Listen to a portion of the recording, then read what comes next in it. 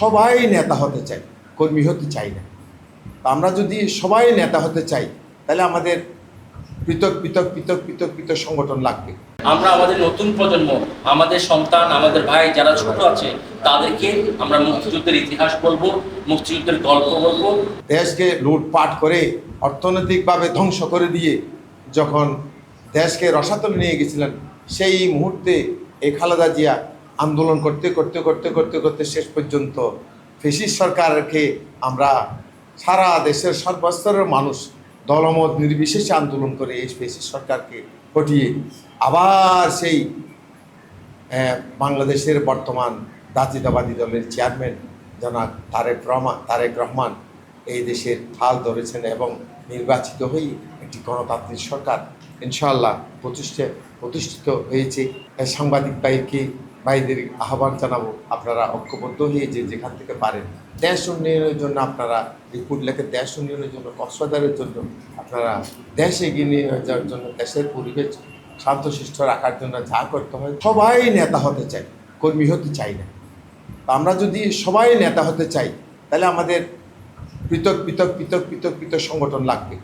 তো ঐক্যবদ্ধ কেমনি হবে, ত্যাগ স্বীকার করতে হবে।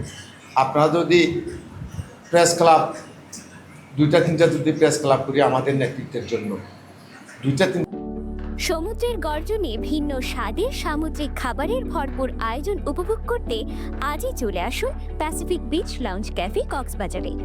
যদি আমরা সাংবাদিক ইউনিয়নকে আমাদের নেতৃত্বের জন্য 2-3টা ইউনিয়নে যদি আমাদের সংসদ আছে, এই সংগঠন সেই সংগঠন, এই সংসদ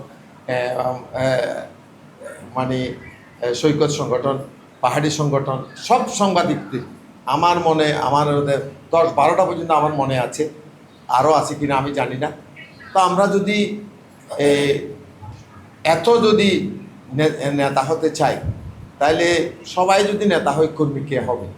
তো আসল সাংবাদিক হতে গেলে আপনাদের ত্যাগ স্বীকার করতে হবে।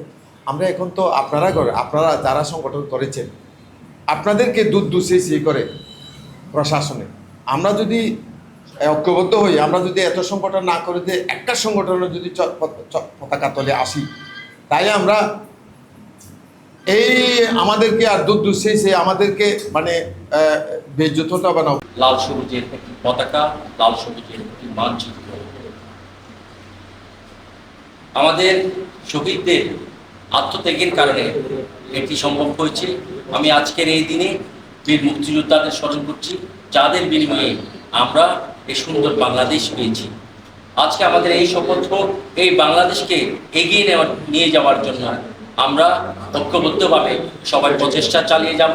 বিশেষ করে আমরা আমাদের নতুন প্রজন্ম, আমাদের সন্তান, আমাদের ভাই যারা ছোট আছে তাদেরকে আমরা মুক্তিযুদ্ধের ইতিহাস বলবো, মুক্তিযুদ্ধের গল্প বলবো, কিভাবে আমরা স্বাধীনতা অর্জন করেছি।